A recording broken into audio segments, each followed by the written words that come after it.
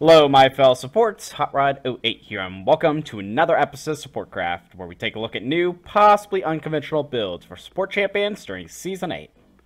Now, for this SupportCraft video, we are actually going to be hitting on that unconventional side of these builds, and we are going to be making a video over support Nunu and Willump, the latest edition of Nunu and Willump that is going to be hitting the live servers next patch. I've been playing some PvE games with him the last couple weeks and have redefined my own style of how I like to play Nunu and Willump support, so we're going to show you that.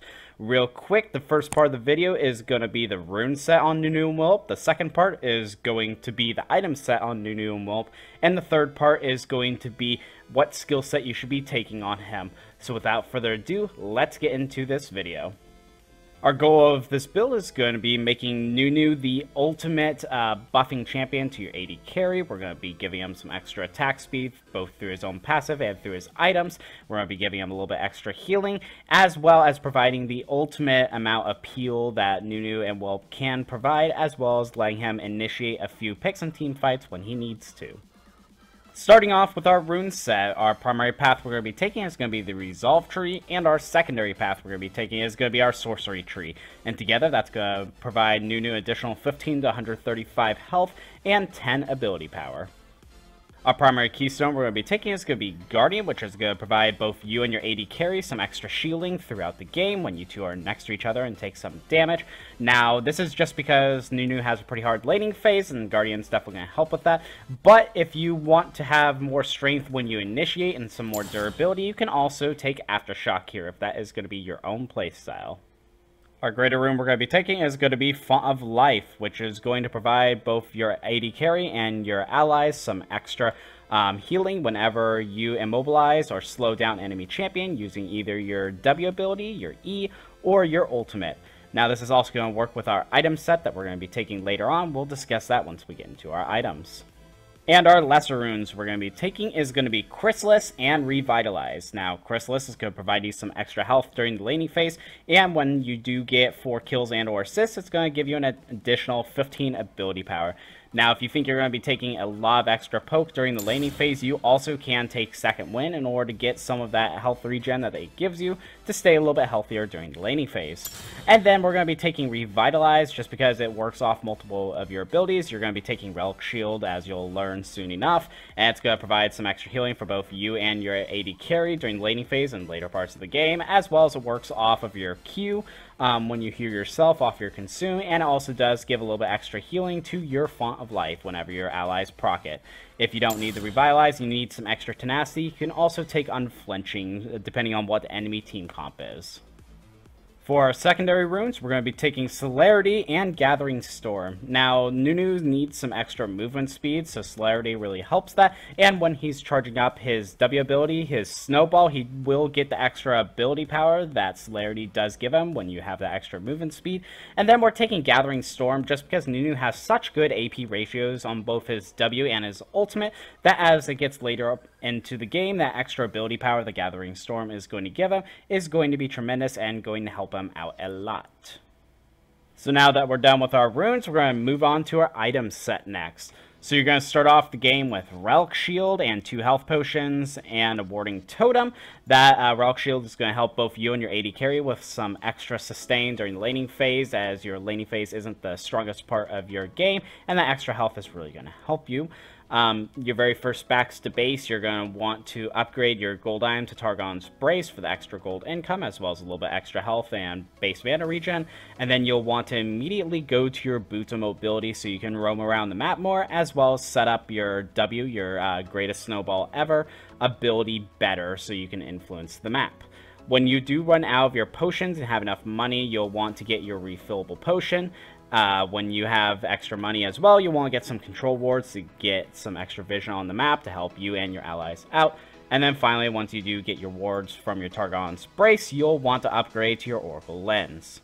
Going down, if you don't need the extra movement speed, or they do have like a lot of heavy CC, you can get Mercury Treads for extra magic resist and to get yourself out of CC situations. And if they have a full AE team, you might also want to go Ninja Tabby instead. Now, moving down to our core build, our very first item we're going to be going is Ardent Censer. Now, it's strange to Nunu and already Ardent Censer since he doesn't have any innate abilities to heal your allies, but that's why we took Font of Life earlier. So, Font of Life is going to give your allies some extra healing whenever they auto-attack an enemy that you've slowed, which, as I've said, or impaired. With your W, your greatest snowball ever. Your E, I'm forgetting what that ability is called off the top of my head. But your ultimate, your absolute zero, also all three of them slows and immobilizes enemy champions. So it'll proc that Font of Life. Whenever they attack them, they're going to get the extra Ardent Censer attack speed. As well as it's going to provide Nunu some 60 ability power, which is really going to help him as well since he does have such good AP ratios. So that's why we're going Ardent Censer first. After Ardent Censer, we're going to max out our gold item to Remnant Aspect so we can get our maximum amount of gold as well as some good health. And then our last core item that we want to go with is going to be Righteous Glory. Now, this is going to provide Nunu a lot of health, some good mana, so you can use your abilities, just a little bit of armor. It's nice, but it's not, like, detrimental by any means. It's not going to provide a lot. It's going to provide some extra base health regen and some cooldown reduction, but you're getting this item for its active, which gives you 75% movement speed when moving towards enemies or enemy turrets for 4 seconds. Once near an enemy or after 4 seconds, it will permit a shockwave that will slow enemy champions for up to 2 seconds.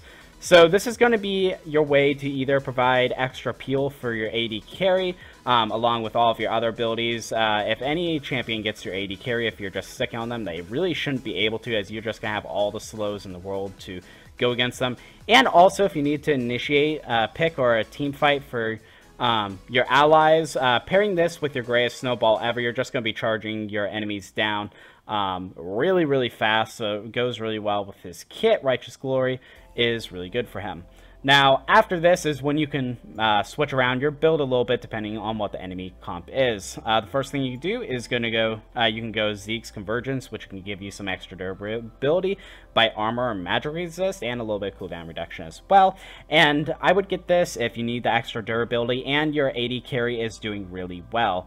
Now you can pair this up with your AD carry, and together once you use your ultimate and have that paired with him, it's going to provide your AD carry some extra, some extra damage while he's auto-attacking, as well as going to provide some extra damage if you are peeling for AD carry, and if you are next to an enemy that your AD carry is also attacking, it will provide you with Frostfire, which ignites when it slows a burning enemy, and it deals 40 magic damage per second and slows them for 40%.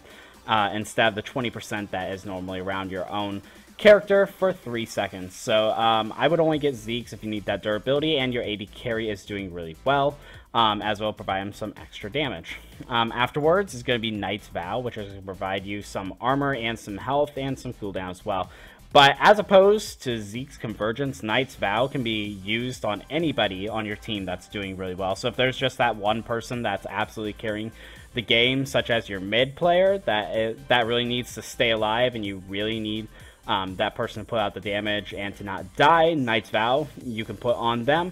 And as long as they're doing damage, it's going to be healing you. And if they themselves are taking damage, it's going to be transferred to you yourself instead. So it'll keep them alive a little bit longer.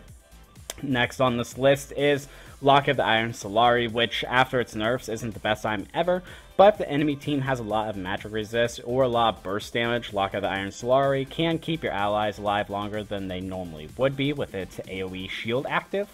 After that, you can take Shurelya's Reverie on top of the Righteous Glory if you really want to go fast and really initiate those team fights. It can also be used in order to peel for your allies too, since it'll increase the movement speed for both yourself and your allies. That's another option.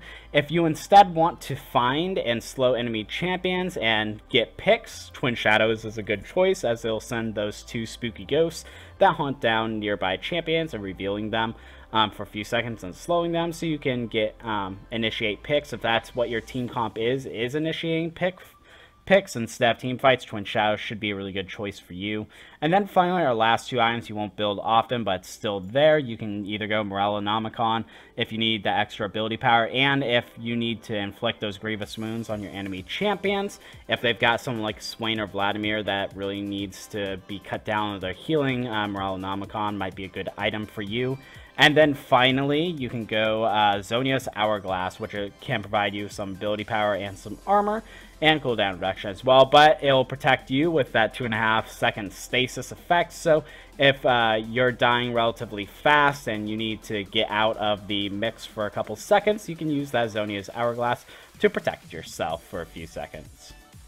And finally, for tonight, we have Nunu Willump's skill set that you're going to be wanting to go with. Now, I apologize ahead of time if it has to be this crappy Excel sheet, but since he hasn't been fully released yet, his tools to actually make a proper skill set haven't been released yet, so we are just going to have to deal with this. So our first point we're going to want to put in is going to be his W, his biggest snowball ever. Now at level 1, it's going to be the ability that you can most influence the lane with.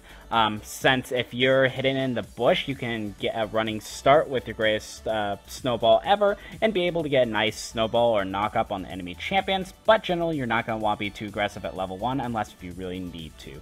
At level 2, it depends on how much harass if you're taking, but if you're not taking harass, you want to take your E, your snowball barrage, which is going to be your ability to slow down and possibly root enemy champions if you need to engage or peel off of them.